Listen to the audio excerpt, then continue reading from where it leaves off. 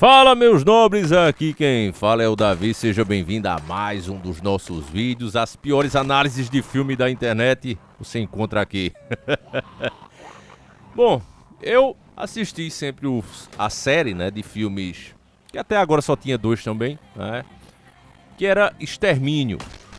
O primeiro filme, ele até me chamou a atenção, né, mas depois ele já começa dando aquela esquerdada, né, que pra mim prejudica muito os filmes. Eles mostram oficiais, militares, qualquer figura de autoridade como a pior coisa do mundo, né, e aquela cena lá do cara desarmado, eliminando todo mundo. Aquele ator ficou famoso, né, ele fez aquela outra série de nome difícil e ele ficou famoso, né, e ficou caro. Então no 2 a gente já não tem mais ele.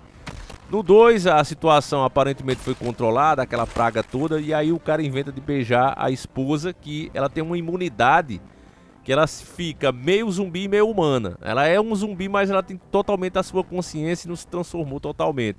Mas aí o cara inventa de beijar ela, se contamina e sai dando aquela merda, né, no filme toda, né, acontece essa bagaceira.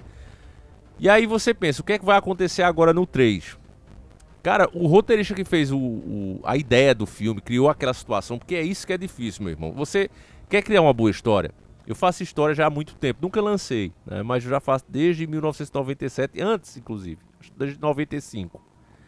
Mas eu digo pra você, quer criar uma boa história? Capriche nos vilões. Os vilões são a alma do negócio. Você pode ver que qualquer série que você gosta, anime, você vai lembrar logo de o quão terrível era o vilão. Você pega a saga, por exemplo, que mais marca em Dragon Ball é Freeza, né?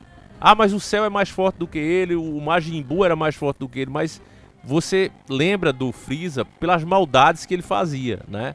Ele chegando ali nos vilarejos, oprimindo aqueles coitados que estavam ali trabalhando, inclusive nas lavouras, né? Os Namekusendin. Então isso faz com que você diz, caramba, velho, que cara mal, e você fica torcendo ali pro mocinho dar uma lição do cara, né? E o mocinho sofrendo, se arrebentando todo. E, cara, isso faz com que realmente a coisa vá pra frente. Então, quando o cara cria o roteiro a ideia, né? A situação terrível que os mocinhos vão ter que passar, ele faz aquilo ali no roteiro, você vê o talento de quem escreveu o Extermínio 3, né? O cara realmente conseguiu criar uma situação incrível. A paisagem do filme, a cena, né, os cenários são incríveis, né? Você olha assim e diz, caramba, que filme bonito, mesmo se tratando, né, dessas criaturas de tipo zumbi, né? E você imagina o que é que vai ser agora. Então começa aquela coisa bonita, né? Começa um orfanato ali e você já vê a lacrada logo no começo. O menino que faz parte ali daquele último sobrevivente do orfanato corre para uma igreja onde o padre fanático, né, já perdeu ali totalmente a fé, já se entregou e vê aquilo ali como uma coisa de Deus. Eles sempre fazem questão de atacar, e que já tá virando clichê, porque você não vê eles atacar candomblé, magia negra, né, todas essas coisas que rolam lá e que eles são adeptos, você não vê eles atacar, muito pelo contrário. As pessoas que mexem com isso são sempre mostradas como sábios, as pessoas que entendem do negócio, né. Então aquele padre entrega um crucifixo ao garoto, e esse garoto só vai aparecer lá no final, tá certo? Eu vou dar alguns spoilers aqui. Não vou entregar o beijo todo, mas vou dar alguns spoilers, né? É preciso, não tem como fazer uma análise também, né? Você que não gosta, já vai embora, vai procurar a tua turma. Vou dar alguns spoilers porque é necessário para você entender o filme. Aí o filme começa, né? Um tipo de nova civilização. Você vê lá que a gente deu uma regredida, né, mas continuamos com alguns conhecimentos, então tem uma cidade ali misturada, medieval e moderna ao mesmo tempo, né? É como se fosse um medieval com mais conhecimento. E aí algumas coisas são mantidas ainda. O moleque, quando faz a idade ali, quando vira um adolescente, ele é levado até a ilha, que ainda mantém, né? Inclusive a passagem é a coisa mais linda do mundo. Eu acho que eles encontraram um dos lugares mais bonitos do mundo. Então a maré enche, você não tem caminho. Quando a maré desce, aí você tem um caminho que leva até a ilha. Parece a estrada pro paraíso. A coisa muito bonita mesmo, né? E ao mesmo tempo bem embolada, porque com a maré cheia os zumbis não vão vir, né? Não vão ter nem essa ideia de vir, né? Então, só pela manhã que você consegue passar. Então o menino vai com o pai ali, com arco e flecha e tal, para aquela ilha. E a gente já vê como as criaturas deram meio que uma evoluída, se adaptaram ao novo ecossistema, voltando ao tempo, né, do Homem Sapiens, mais ou menos aquilo ali. Só que aí, meu irmão, né? O primeiro bicho chama a atenção. Um bicho lá rastejando, todo inchadão, gordão, que come as minhocas da terra. Afinal de contas, né? Como não tem mais seres humanos vivendo ali, eles tinham que comer alguma coisa para sobreviver. É uma coisa que os filmes de zumbi pecam muito, né? Você pega, por exemplo, The Walking Dead. Beleza, todo mundo virou zumbi. Tem pouquíssimos sobreviventes. Era só esperar, porque como eles só comem carne, ia chegar um momento ali que eles não iam ter mais alimento e iam perecer, né? E isso, inclusive, já nas novas fases você vê como os zumbis estão mais lentos e mais destruídos, né? Não fizeram uma evolução.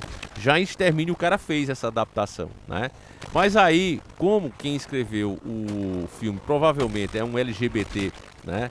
É um ativista LGBT, é um colorido, aí ele já coloca a tara de intimidade dele no filme. Ele coloca que existe alfas, né? Como se fosse o zumbi mais forte, ali o líder do grupo. É os alfas, e ele coloca um homem da caverna bombado, nu. Com o pinto de fora, né? Inclusive eles botam um pintão lá que chega no joelho, né? E a câmera meio que foca nisso, né? Então você vê que o cara que fez o filme, ele colocou essa tara dele no filme, né? É uma coisa ridícula e patética.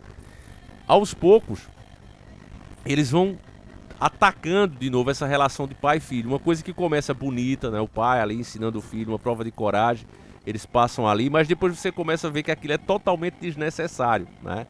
E aí o menino, quando chega em casa, depois de conseguir sobreviver ali, depois de um sufoco de serem perseguidos por esse alfa, eles voltam pra casa, pra sua cidade, pra serem homenageados. Uma parte, inclusive, muito emocionante. A melhor parte do filme é essa, quando eles estão sendo perseguidos ali pelaquele caminho. O alfa vindo com tudo. Parece uma coisa, tipo o Nemesis do Resident. Quem joga Resident deve lembrar, né? Aquela sensação daquela coisa atrás de você o tempo todo. Então você tem isso no filme, bem bacana. Aí o filme começa, né, a se desgraçar, a ser eliminado. Se eles têm continuado nessa pegada, seria o melhor filme do ano, sem dúvida. Mas aí o que é que eles fazem? O pai descobre que... Aliás, o filho descobre que o pai está traindo a mãe doente, né? A mãe tem câncer, ninguém sabe ainda, mas ela tem uma doença que está fazendo ela perder a memória, agir como louca. E ela fica em casa, então o marido mal está traindo ela com uma mulher casada. Aí o filho descobre, né, diz que não quer mais o pai em casa, coloca o pai de casa para fora e puxa uma faca pro pai, né? Um bom filho jamais faria isso. Conversaria com o pai, ó pai, eu vi, não faça mais isso. Tentaria convencer o pai a sair desse caminho, né? Não fazer o que o filho faz, mas o filho faz, né? Puxa uma faca pro pai. Aí o pai vai embora de casa, fica meio revoltado, e o moleque resolve levar a mãe, porque ele sabe que existe um doutor na ilha. Aí você imagina, beleza, vamos esquecer isso aí, vamos dar um real de crédito ao filme, tá certo? Não foi eu que fiz, foi outra pessoa, vamos respeitar o ponto de vista dessa pessoa, beleza. Aí você imagina que, pela lógica, né, um doutor que tá vivendo sozinho em uma ilha repleta, tomada, né, por esse novo tipo de zumbi, ele deve ser um cara durão, ele deve ter um esquema de segurança, ele deve ser um combatente.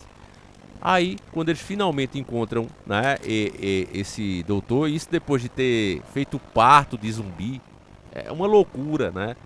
Uma doidiça. Eles tentam unir, não, mas tem que unir as raças e não sei o que. Aí coloca isso lá. A mulher é louca, fica lúcida e faz o parto.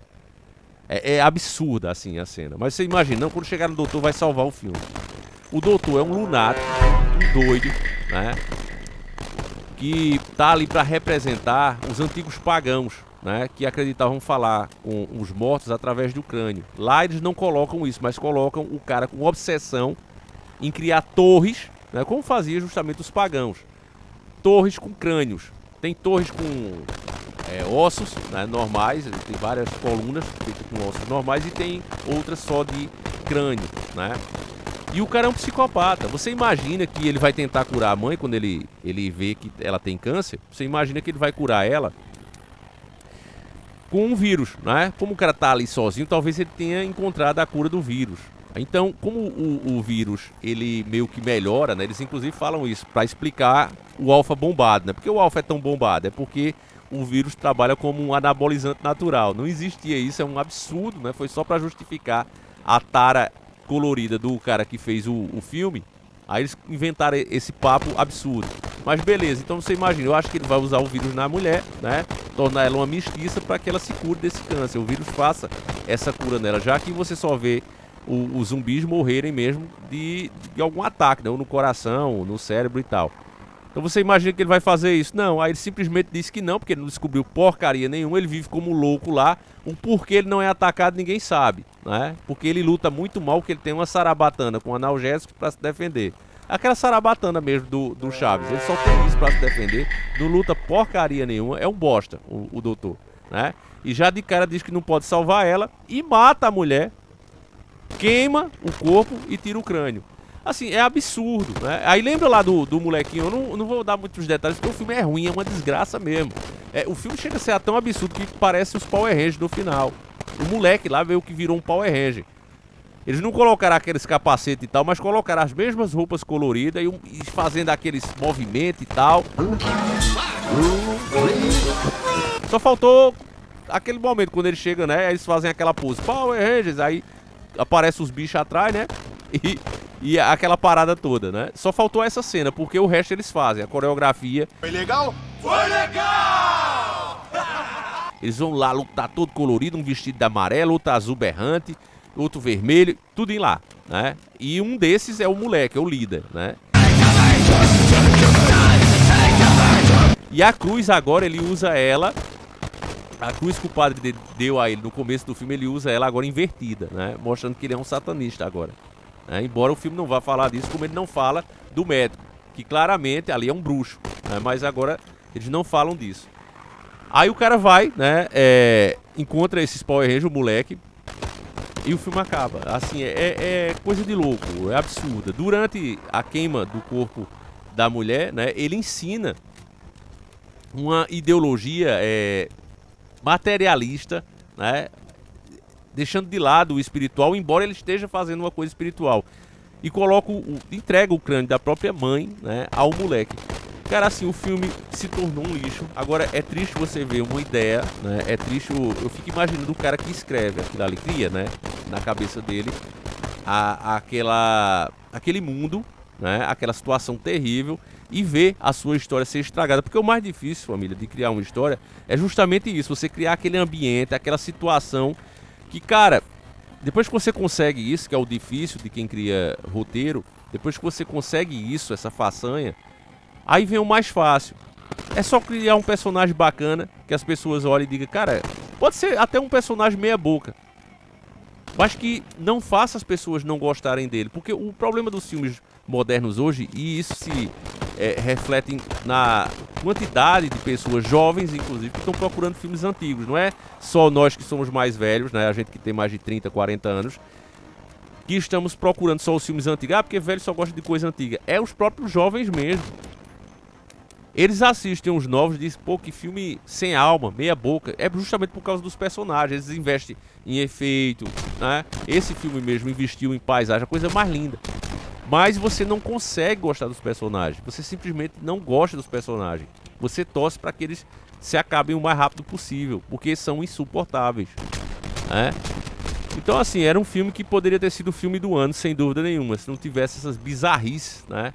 Essa psicopatia que essa galera de Hollywood hoje, né, tem em atacar a família, a moral e principalmente a relação entre pai e filho, né?